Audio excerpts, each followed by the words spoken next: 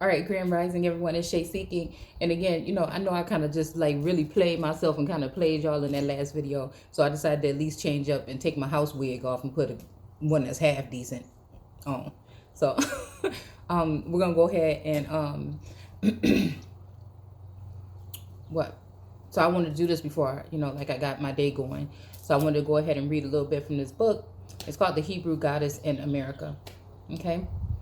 And I don't know, my face just looked real, but whatever. It's better than the last video. All right. So again, I just did that for y'all. So it says, if you ask me, of course there are old world goddesses in America, whether or not they are accompanied people who it just says accompanied. It doesn't say two. So I guess that's maybe a typo. Let me get all out y'all's face. Okay. Okay, people who came to America in an open question.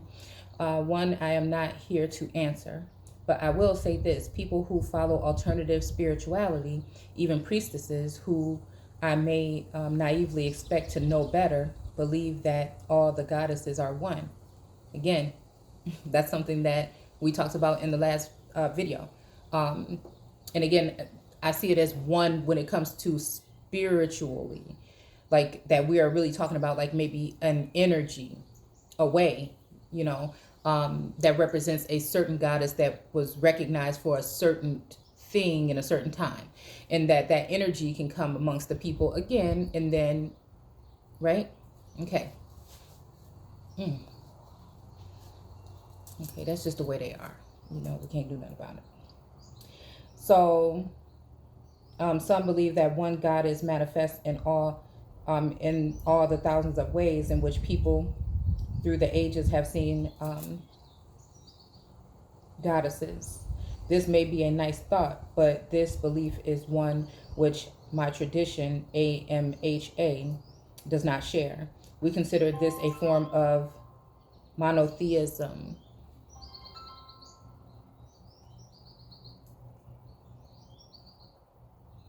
Okay, the view of goddesses as one has opened the door to unintentional cultural misappropriation that is well intended.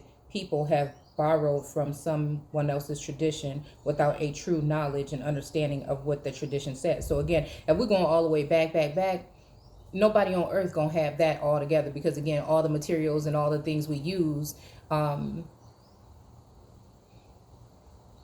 society, or that we've been indoctrinated with, and that they use in the school and entertainment and the education system, made it there for a reason. Okay. So, all right. So again, I think that nowadays when we are waking up and coming in tune and, examining these for ourselves, it's helping to manifest those particular behaviors within the women. And this is why they wanted to keep you quiet in church and have you think that that's, anyway, I think that verse is talking about women in general. When we look at the term in etymology, I think we're talking about women meaning children, women, like just civilians, or you see what I'm saying? Okay, in that sense. I don't really think that it was talking about women, and if it was placed there specifically to have women feel like they don't have a say-so in certain arenas. All right. So,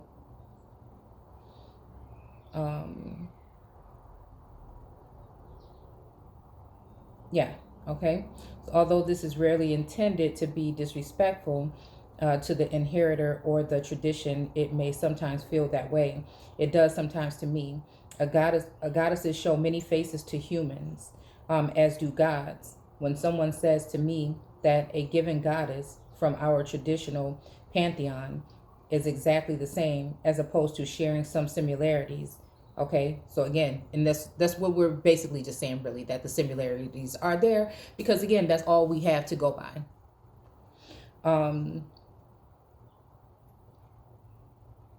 But again, do I think that there's just there's divine feminine as a collective?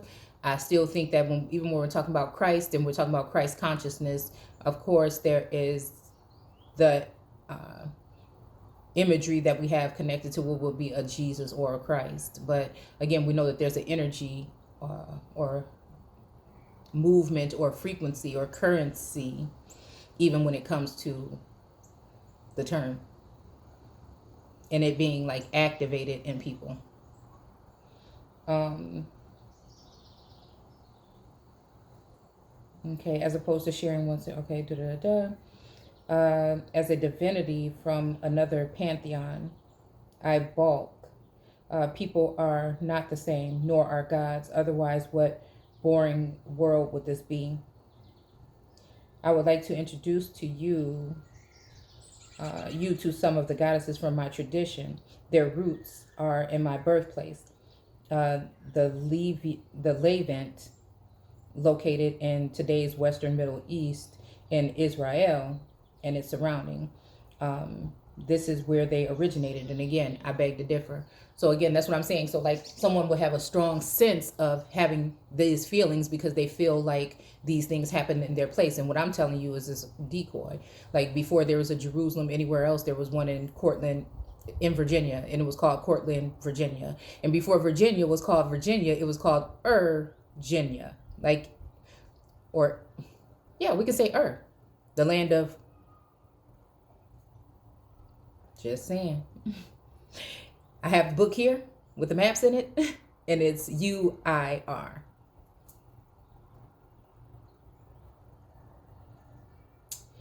And again, is the Middle East really the Midwest here in America? Because I mean, I even think about like coming from the Midwest. I even wonder why they call it, one second, why they call it the Midwest when we're clearly, so even if we were to call it the Midwest, we do know that it's kind of teetering more towards the east, right? Just saying. Like, I don't know. I just be wondering sometimes. I be wondering. And then it'd be the obvious that we point out the obvious, or when we break down words and say them in a certain way that it makes more sense. And then people take it like, oh, well, that's just making something up. You know, I didn't learn that in school. And so again, it's just something. So again, that's why this is theoretic, fair use, right? Because we're using this for so-called educational purposes. Really not. We're using to expand the minds, okay? Or we're dealing with our imagination.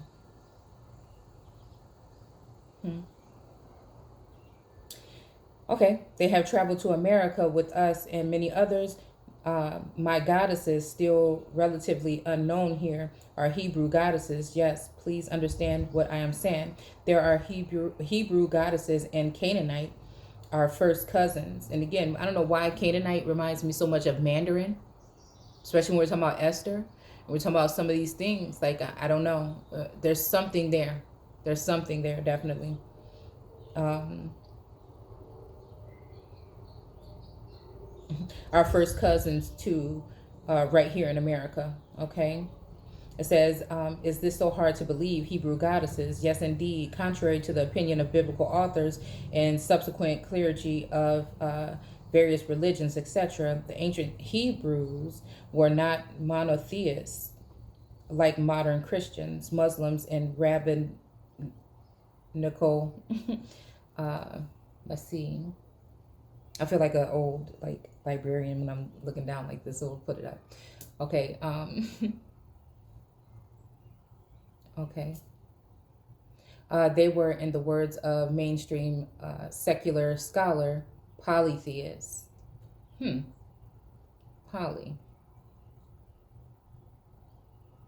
AMH, or primitive Hebrews, is a Hebrew earth, indigenous, autochthonous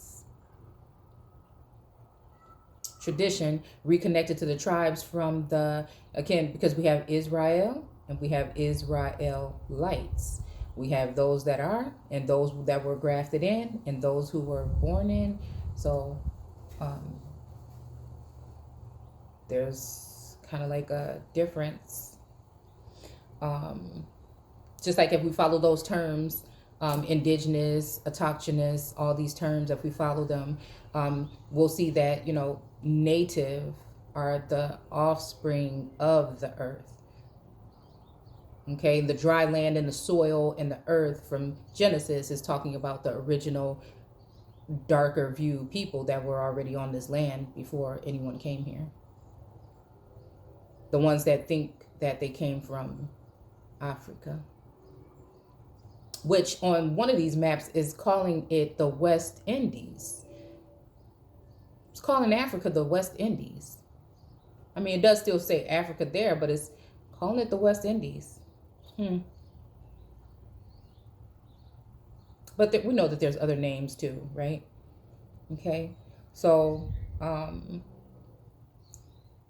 again, reconnected to tribes from the time before monotheism began, because I'm even thinking Genghis Khan, American, again, so Mandarin, and I don't think that, I don't know exactly what Genghis Khan was supposedly with their supposed culture, but again, do etymology on culture.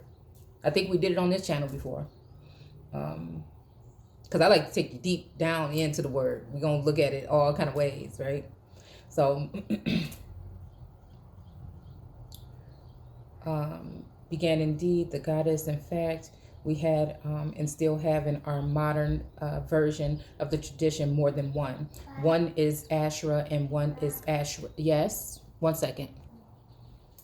Okay, so okay, Ashera.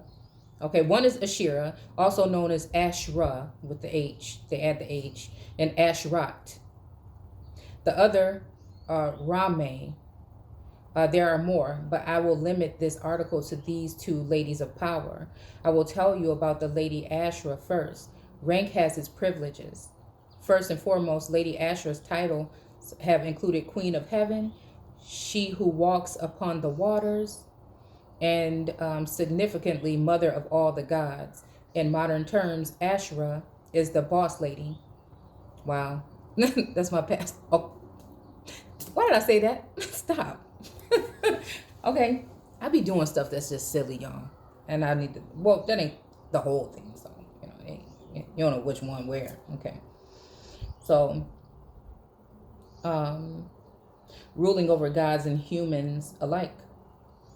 Wouldn't it be funny if this goddess was on this plane today and she didn't know it, but she saw like things happening around her that she couldn't explain, but she has a sense that people are watching, right? But she doesn't know how to stand in her power. And some of these people know good and damn well that she doesn't know how to stand in that power fully, or they think that. And so then could you imagine if there were certain energies that came in to intervene, angels and guides to come and help? Because the world would send in distractions.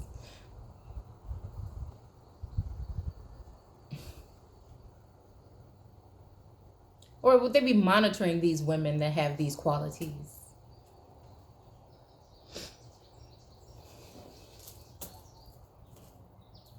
Just to test them out and see. You know? We have rituals to honor her. One day a week, her day. We honor many powers of our ancient traditions, especially our ancestors. And I always wondered, like, not even to be funny or anything, why some of these people that are in original land, well, nobody's really probably in original lands, but why people don't experience like true power to do things or to change things if they are dealing with the same grounds, right? I mean, just like if you think about Americas, we've been longing for sister country or whatnot, Africa, for so long that we didn't understand or understand what was going on right below our feet, right amongst our truncated pyramids and mounds and the Grand Canyon, which is, I think, where I want to go this year for my vacation. I wanted to go last year, but we didn't, and I don't know. I always wanted to go, so I kind of made me want to go.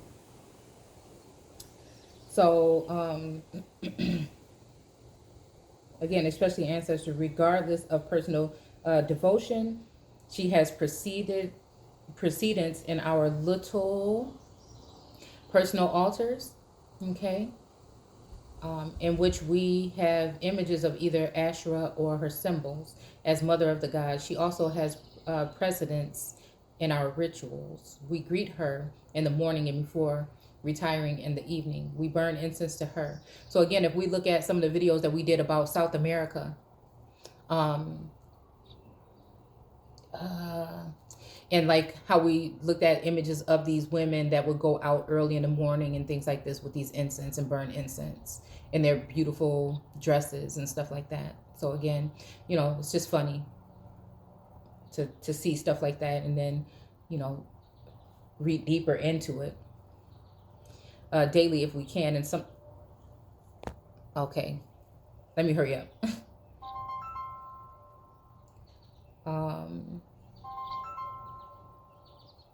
Everybody want to call me right now.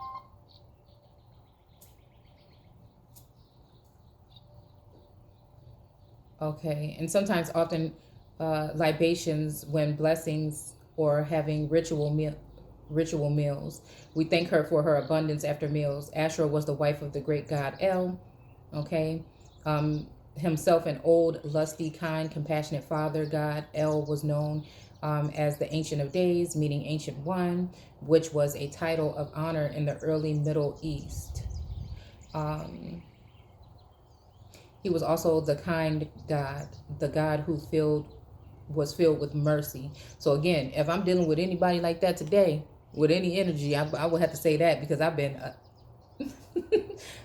what I would feel is a handful. Oh, and I just be thinking like, oh my goodness. Like all the time when I would say that there's not an energy. Now we don't have to look at it as like a higher, we can look at it as an energy that's resonating in our higher self or within. We can look at it, you know what I'm saying? I mean, people are going to look at it how they look at it.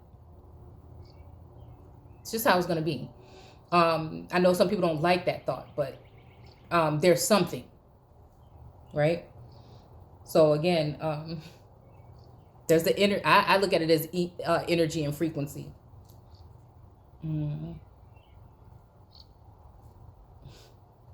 So meaning compassion, those who believe El to be vengeful, destructive, and given to directing his people to genocidal acts are quite mistaken. So again, I mean, it comes back to two energies, like, or more. Like, okay, because I think that the nature of a God would be what we talked about before, merciful and all these things.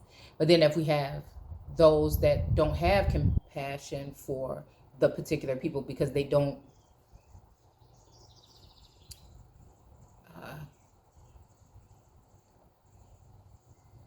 they can't relate, okay, then that would be different. That's what we're talking about. Are we talking about gods of this worldly realm, or are we talking about that which would be natural? Are we talking about foreign entities or that which would be homebound?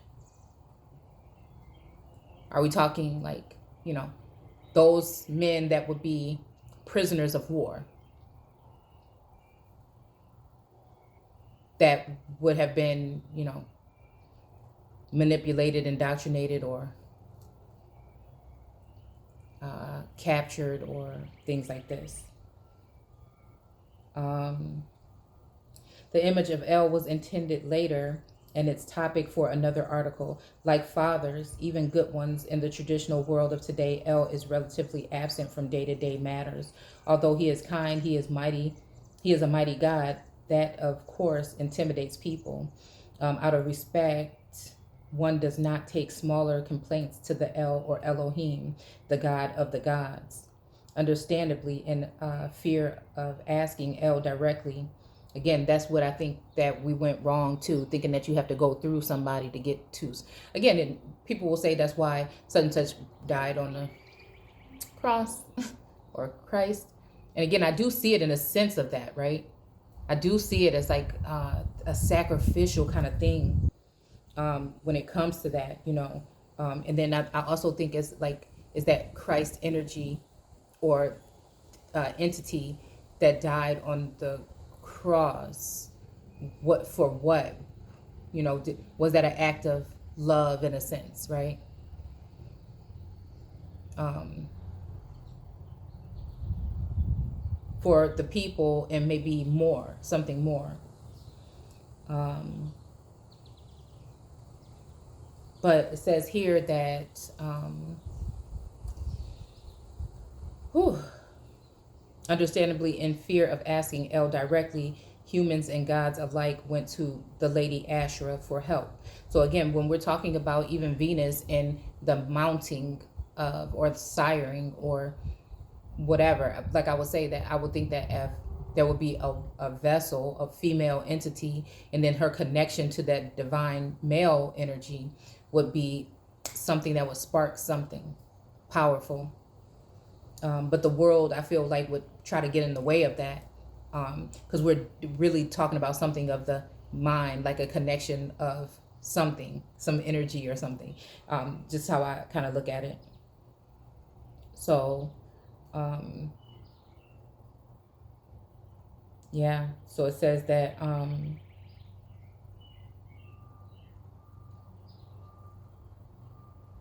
not because he was not kind, rather this was because of his wife and the mother goddess. She had influenced him over. And again, I don't know why she had to influence him.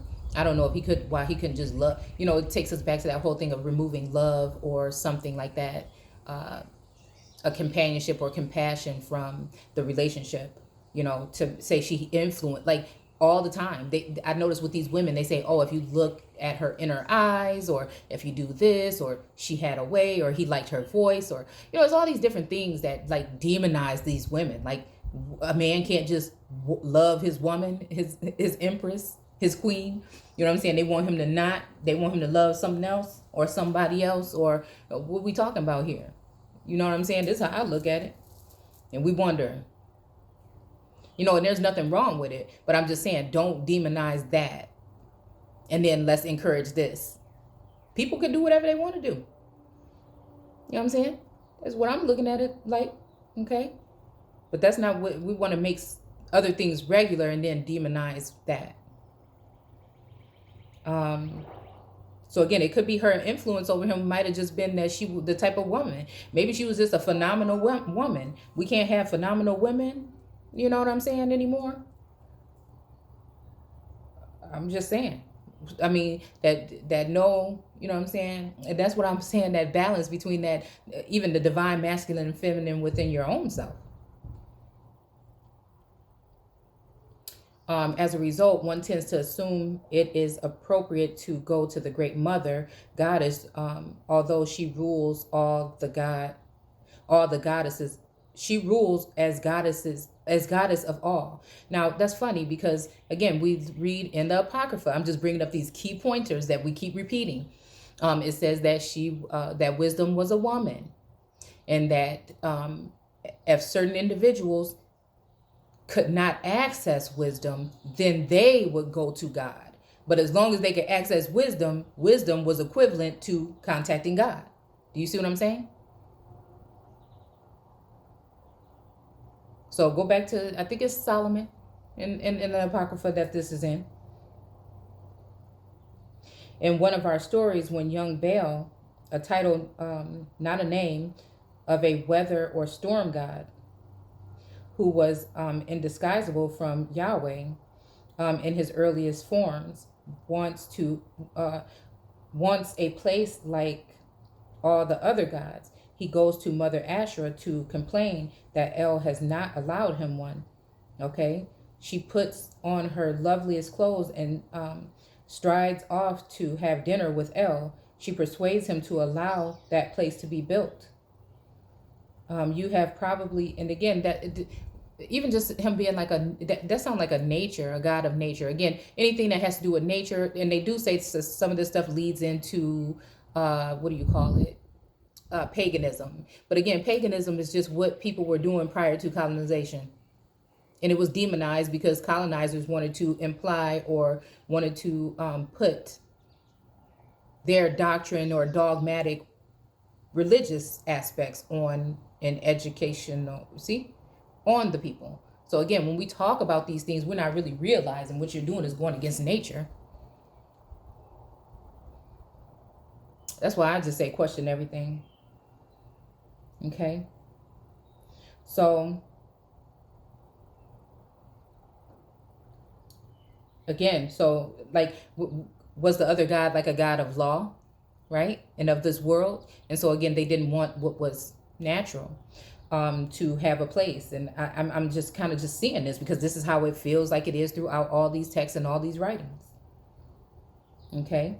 So again, she wants to bring balance, right? So again, when we see these whole things with even Colombia, you know, and her sons, and when we talk about who is it that's holding the balance? I can't remember which goddess we're talking about. And again, like what we talked about on this channel is bringing order to the court, okay? Because everything is in a disarray. And again, we can act like it's not because there's millions and millions of idols being popped up in the place of those people that would be the originals, okay?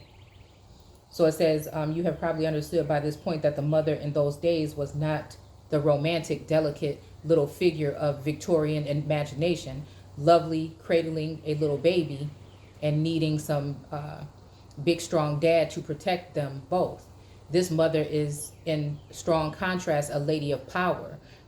We revered her as such back home in Israel. We revere her as such in the States as well. I have seen her depicted on some pagan pages. Okay, here, so I've never read this book. We're just reading it together. Okay, as a form of some sort of sex kitten, a panther, perhaps kitten. No, again, so we can look at it as a kitten because I think that her storyline references a lot with Sekhmet.